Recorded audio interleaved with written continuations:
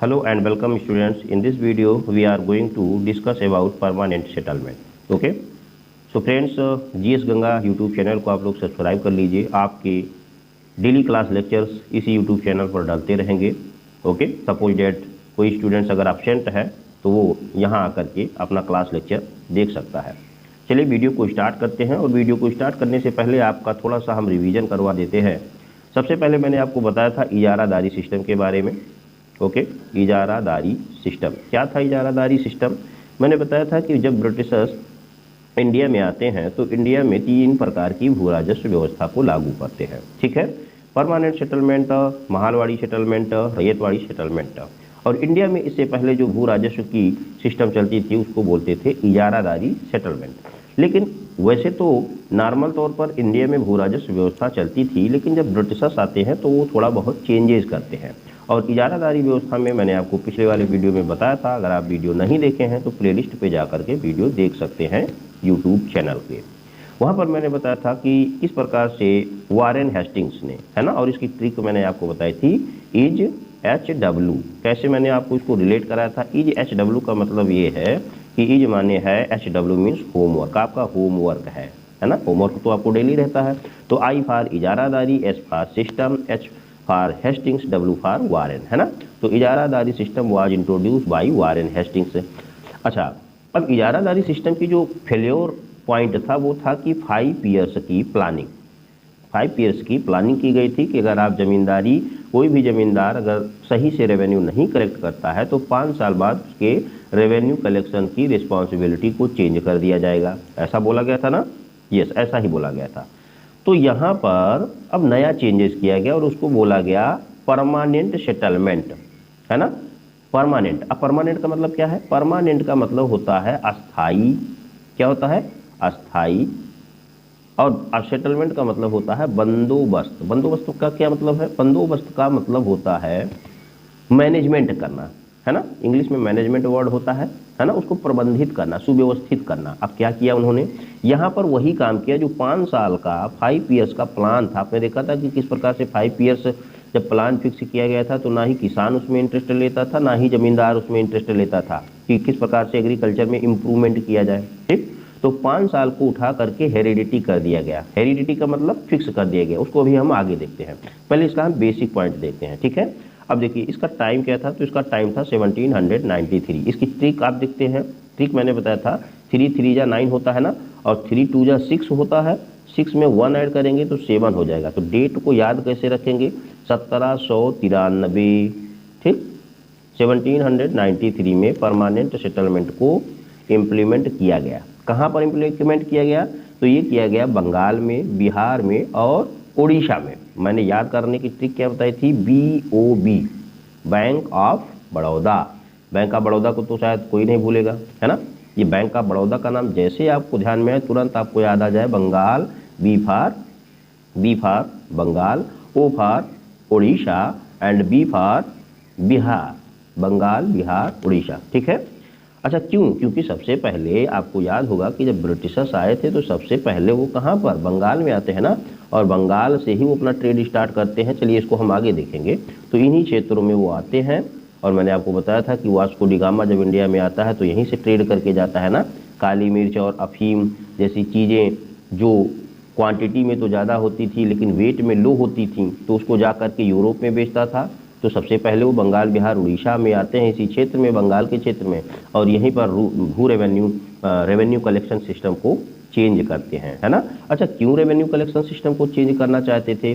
Because they want to more than extractive money. सबसे ज़्यादा से ज़्यादा वो मनी, ज़्यादा से ज़्यादा वो पैसा यहाँ से कलेक्ट करना चाहते थे, ताकि अपने यहाँ जो उनके यहाँ ब्रिटेन में टेक्सटाइल इंडस्ट्री ग्रो हो रही थी, है ना, जो वहाँ पर एक प्रकार से रेवोल्यूशन, इंडस्ट्रियल रेवोल्यूशन क्रिएट हुआ था, उसको वो आगे बढ़ा सके, इसीलिए उनको यहाँ से ज़्यादा पैसा चाहिए था। ठीक है, तो फिर से हम एक बार रिकॉल करते हैं। 1793 में BOB में बैंक ऑफ बड़ौदा, जिसको बंगाल, बिहार, उड़ीसा में बोलते हैं। ये बैंक ऑफ बड़ौदा कुछ है नहीं, बस ट्रिक है, याद करने के लिए बता रहे हैं। सोशल में सबसे बड़ी प्रॉब्लम यही होती है कि कैसे बच्चों को याद करवाया जाए। ठीक है, और किसके द्वारा? तो ये लागू कराया गया था किसने? कॉर्नवालिस ने, लॉर्ड कॉर्नवालिस ने। इसको ट्रिक मैंने आपको बताया था PC, P means permanent settlement, S means Cornwallis. तो पीसी के द्वारा, पीसी आप क्या पीसी बोलते हैं ना, लैपटॉप को बोलते हैं कि नहीं बोलते हैं? लैपटॉप को, ये लैपटॉप पर्सनल कंप्यूटर को बोलते हैं ना।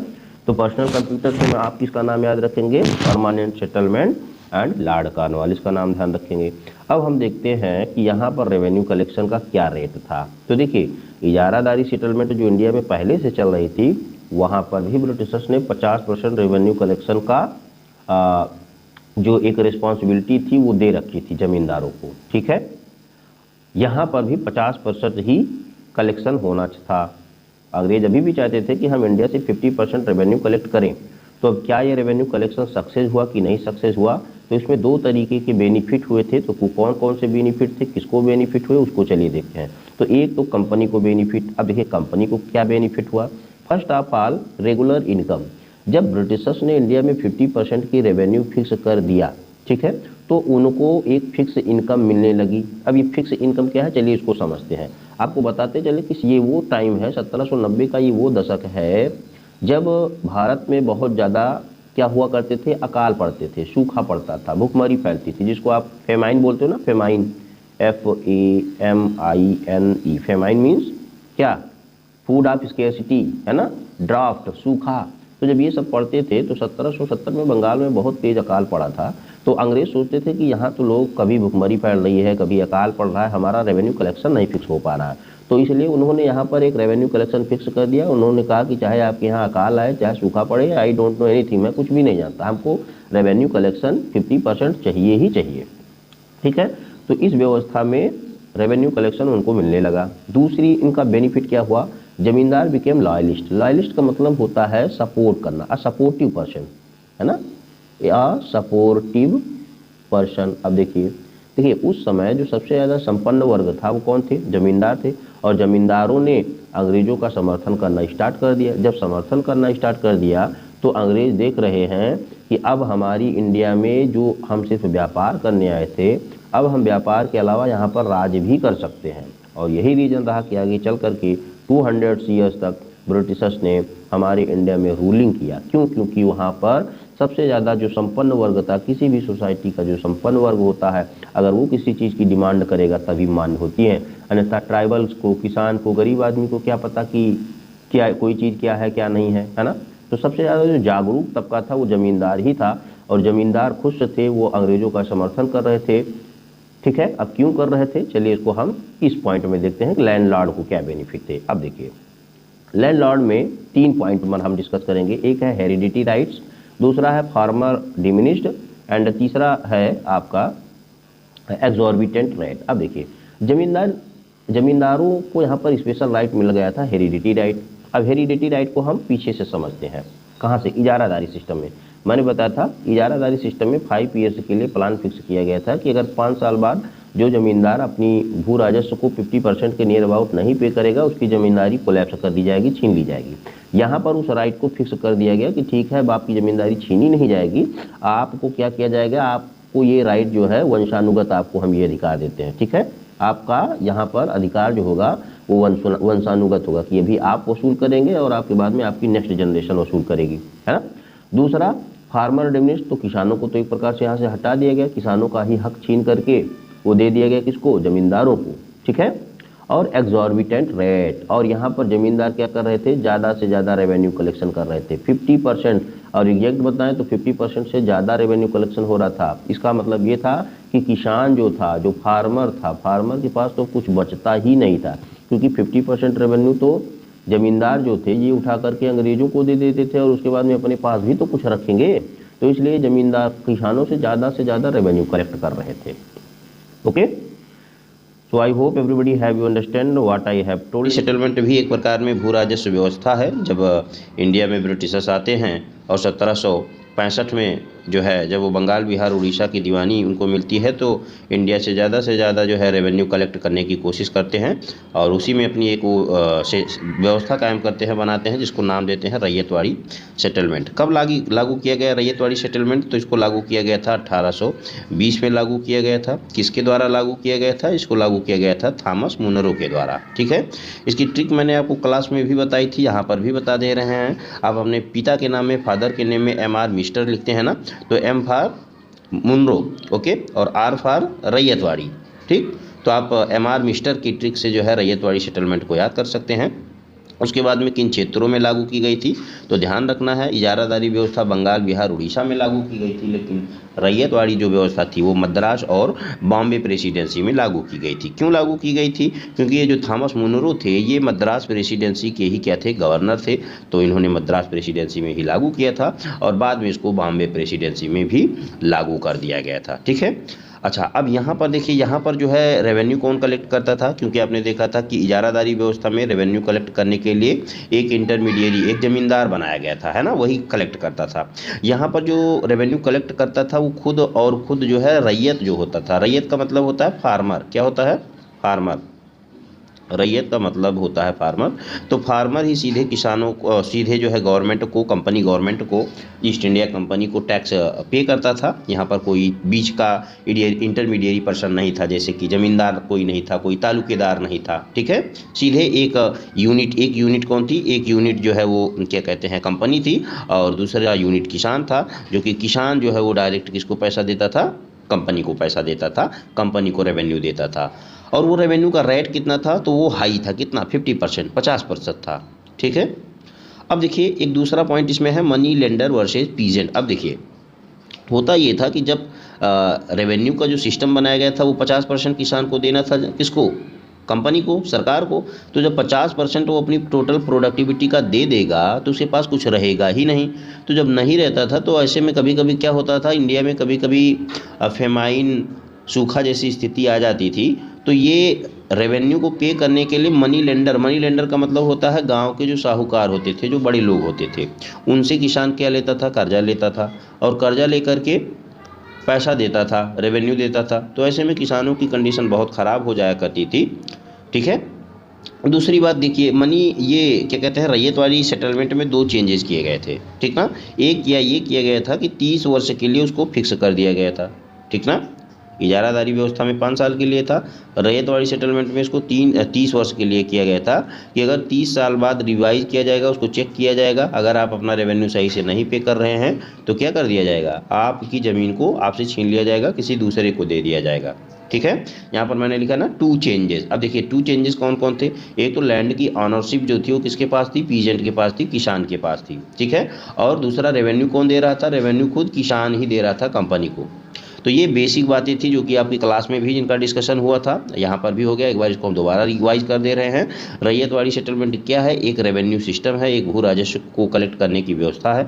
1820 में इसको थॉमस मुनरो के द्वारा लागू किया गया था। इसकी ट्रिक क्या है? तो MR है, मिस्टर आप अपने फादर के नाम में राइट करते हैं, M for Munro, R for Ryotwari. Ryot का मतलब किसान होता है, यानी कि किसान ही डायरेक्ट भू राजस्व को कंपनी को अदा करेगा। और यहाँ पर जो है मद्रास प्रेसिडेंसी में और बॉम्बे प्रेसिडेंसी में इसको लागू किया गया था। रेवेन्यू रेट यहाँ पर भी 50% था, 50% था। रेवेन्यू जब किसान नहीं दे पाता था तो मनी लेंडर से, जो साहूकार होते थे, उनसे ऋण लेता था, और ऋण भी जब नहीं अदा कर पाता था तो फाइनली किसान एक प्रकार से अपनी ज़मीन को गिरवी रख देता था, मोर्टैग कर देता था, और वो भी एक प्रकार से ज़मीन से वंचित हो जाता था। ठीक है, आगे चल करके आप एब्सेंटी लैंडलॉर्ड और मनी लेंडर लैंडलॉर्ड के बारे में पढ़ेंगे। और 30 साल बाद जो है यहाँ पर रेवेन्यू कलेक्शन की जो एक सिस्टम था उसको रिवाइज करने का प्रावधान भी रखा गया था। चेंजेस 2 वही थे। एक तो चेंजेस ये था कि खुद यहाँ पर जो रेवेन्यू पे करेगा वो कौन करेगा? किसान करेगा, कोई तीसरा व्यक्ति नहीं यहाँ पर होगा। और ज़मीन का मालिकाना किसके पास होगा? वो 30 साल के लिए किसान के पास होगा। 30 साल के बाद में उसको चेक किया जाएगा, अगर किसान अपना रेवेन्यू सही टाइम पर नहीं पे कर रहा है तो उसको क्या कर दिया जाएगा? दूसरे को ट्रांसफ़र कर दिया जाएगा। ओके, किया गया था। तो ये भू राजस्व व्यवस्था 1830 में लागू की गई। ठीक है, आपको एक बार दोबारा रिकॉल करवा देते हैं। सबसे पहले इंडिया में इजारादारी व्यवस्था थी, उसके बाद में परमानेंट सेटलमेंट लाया गया, PC, जो कि 1793 में लाया गया, 1793 में। और आफ्टर डेट MR लाया गया, रैयतवारी सेटलमेंट लाया गया, जिसको मुनरो ने लागू किया था, है ना। और ये कब लागू किया गया था? 1820 में, 1820 में। और आफ्टर डेट जो है MM लाया गया है, जिसको महालवारी सेटलमेंट कहते हैं, जिसको हाल्ट मैकेंजी ने लागू किया था 1830s में, है ना, 1830 में। ठीक, तो कब लागू किया गया?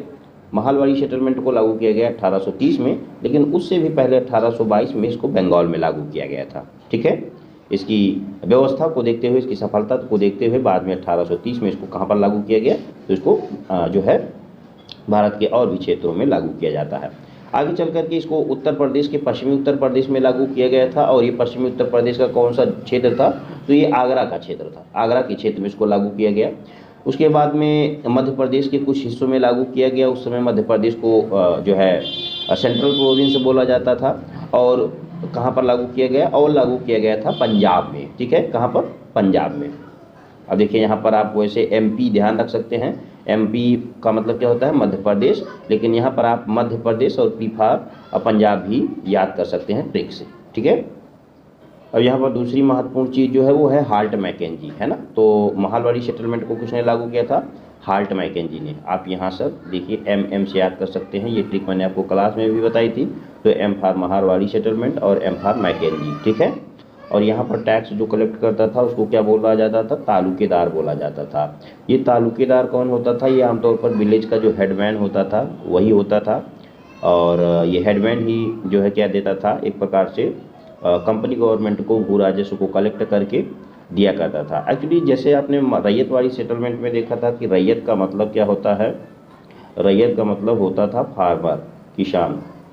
उसी प्रकार से महाल का क्या मतलब होता है? महाल का मतलब होता है विलेज।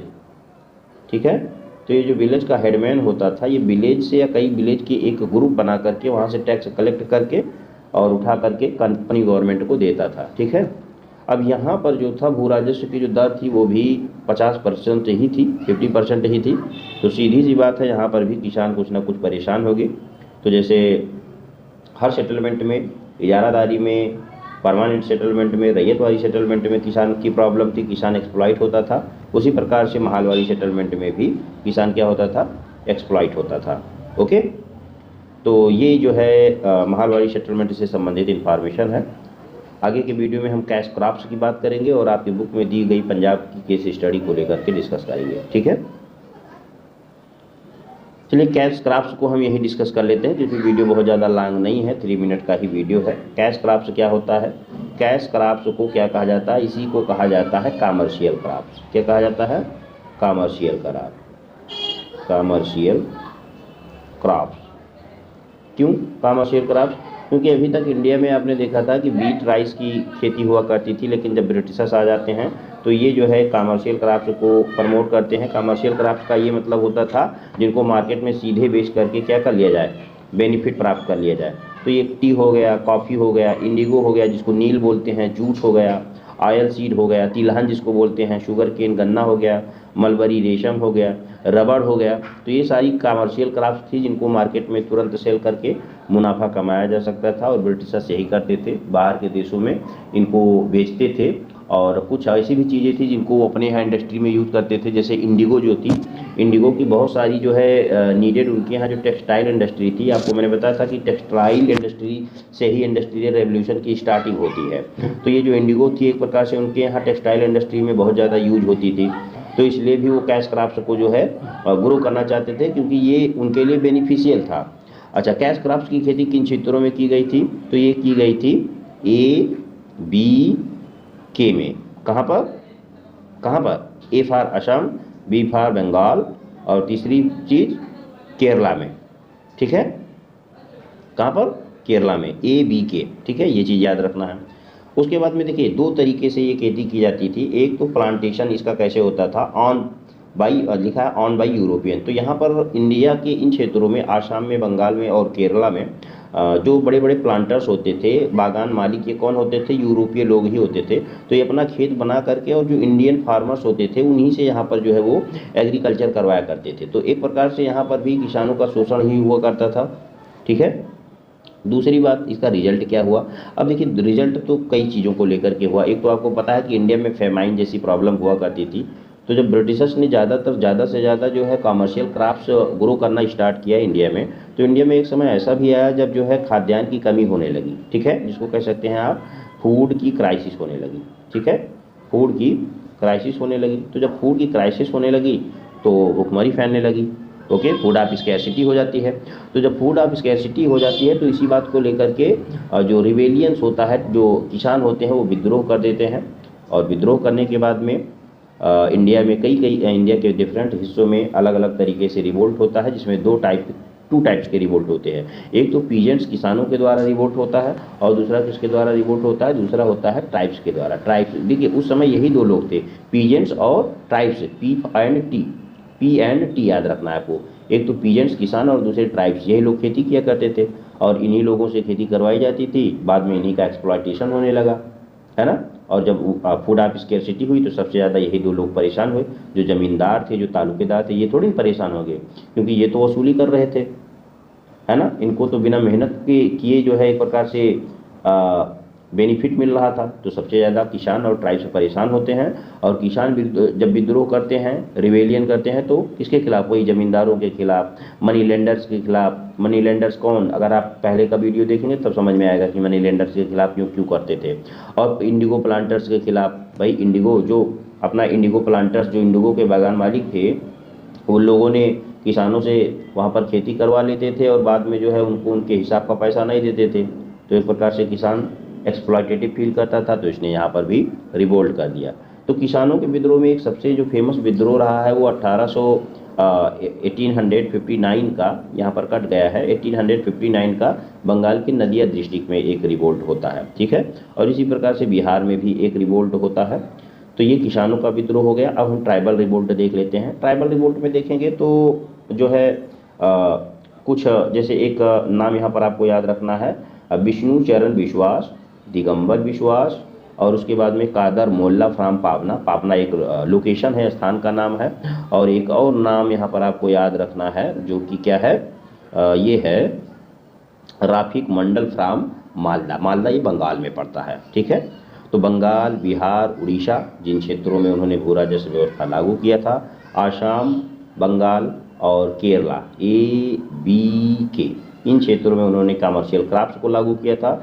और ट्राइबल विद्रोह जो है विष्णु चरण विश्वास का, दिगंबर विश्वास का, पावना के कादर मोल्ला का, और राफिक मंडल जो कि मालदा से हैं, इन लोगों ने ट्राइबल रिवोल्ट किया था, ठीक है। चलिए अब इसी वीडियो में हम पंजाब की केस स्टडी को भी लेकर के डिस्कस कर लेते हैं, और उसके बाद में आपका इस जो है इसी वीडियो के साथ में आपका ये पूरा का पूरा चैप्टर नंबर 3 कोलैप्स हो जाता है। पंजाब में केस स्टडी में क्या देखेंगे, हम देखेंगे कि देखिए अभी तक आपने देखा कि ब्रिटिशर्स ने बंगाल में और बिहार में और उड़ीसा में, ठीक है, केरला में और आसाम में जिस तरह की पॉलिसी को इम्प्लीमेंट किया, ये कौन सी पॉलिसी थी, ये एक प्रकार से कह सकते हैं कि ऑपरेसिव पॉलिसी थी, जहाँ पर किसानों का शोषण किया जा रहा था। लेकिन अब पंजाब में किसानों का शोषण नहीं करना है। पंजाब में वो एक प्रकार से जो है ऐसी व्यवस्था लागू करते हैं कि ताकि वहाँ के किसान, पंजाब के किसान अंग्रेज़ों के खिलाफ विद्रोह ना करें, ठीक है। और इसका आगे चल करके इनको बेनिफिट भी मिलता है।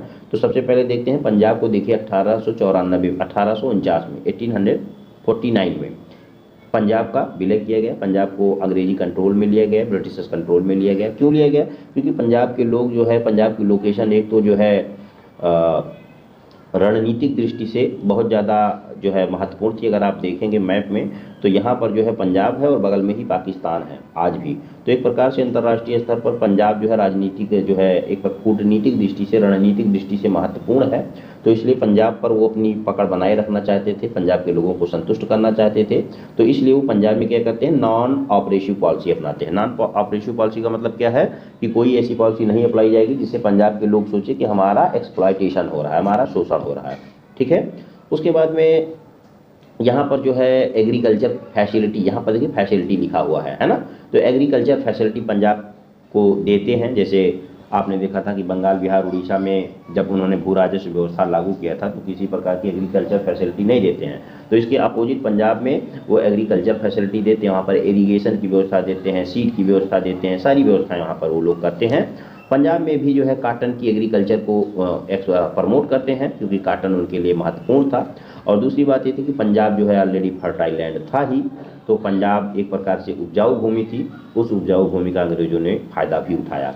और जब इस प्रकार का फायदा उठाया तो वहाँ के लोग अगर देखेंगे, पंजाब के लोग जो है मार्शल आर्ट में माहिर होते हैं। पंजाब में एक जो है मार्शल आर्ट का फॉर्म चलता है जिसको बोलते हैं गतका, ठीक है। तो गतका में ये लोग एक्सपर्ट होते हैं। गतका एक प्रकार से युद्ध कौशल का एक हिस्सा है। तो पंजाब के लोगों को युद्ध कौशल में जब उन्होंने जाना कि ये लोग माहिर हैं, तो उन्होंने सोचा कि पंजाब के लोगों को अपने में मिला लिया जाएगा तो शायद वो सपोर्ट करेंगे। और यही कारण होता है कि आगे चल कर के जब 1857 की क्रांति होती है, इंडिया के विभिन्न हिस्सों में अंग्रेजों के खिलाफ एक बगावत स्टार्ट होती है, लेकिन पंजाब के लोगों ने इंडिया जो है अंग्रेजों के खिलाफ कोई भी प्रकार की गतिविधि नहीं करते हैं, ठीक है। तो कुल मिलाकर के इस स्टडी में यही है कि पंजाब में ब्रिटिशर्स ने नॉन ऑपरेसिव पॉलिसी अपनाई। इस नॉन ऑपरेसिव पॉलिसी में वहाँ की जो फर्टाइल लैंड थी उसका यूज करते हुए वहाँ पर इन्होंने कॉटन एग्रीकल्चर को प्रमोट किया, एग्रीकल्चर की फैसिलिटी दी। पंजाब रणनीतिक दृष्टि से महत्वपूर्ण था, इसलिए वहाँ का जो है वहाँ पर उन्होंने किसी भी प्रकार की ऑपरेसिव पॉलिसी नहीं अपनाई। ओके, तो I think everybody have you understand what I have told you. If you have any problem, then you can use comment box.